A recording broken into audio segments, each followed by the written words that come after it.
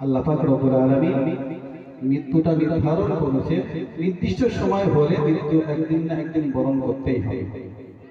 সম্মানীয় হাজিরিন, আজকে আমরা দেখছি যে বিশ্বের বিভিন্ন বড় বড় তাবড় নেতারা তারা জীবন বেশি পাওয়ার জন্য শিশু বাচ্চাদেরকে ধরে তাদের রক্ত শোষণ করে নিজেদের দেহের ভিতরে সেই রক্ত পুশ করছে। কিসের জন্য? বেশি দিন বাঁচবে বলে বড় বড় তাবড় নেতা যাদেরকে আমরা মডেল হিসেবে মানি, আমাদের সন্তানদেরকে বলি যে ওই ব্যক্তি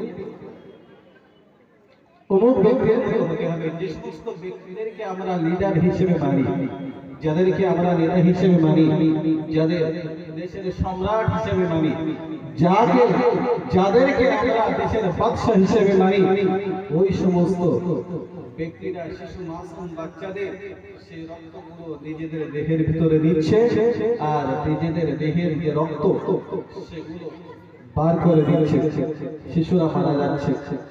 আপনারা প্রত্যেকেই দেখছেন সোশ্যাল মিডিয়ায় ভাইরাল এই বিষয়টা নিয়ে। তো তারা মনে করছে যে হয়তো আমরা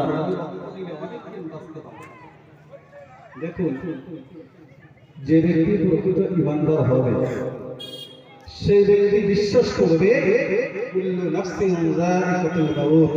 যে প্রত্যেক নফসের একদিন মৃত্যুর স্বাদ গ্রহণ করতেই হবে। প্রত্যেক মানুষের জীবন হলো আল্লাহ পাক নির্দিষ্ট সময় সীমা বেঁধে দিয়েছে। সেই সময় সীমার ভিতরে আমরা সেই সময়ে যখন আমরা উপনীত হব, তারপরে এক বিন্দু বিসর্জন পরিমাণ অবকাশ দেওয়া হবে না।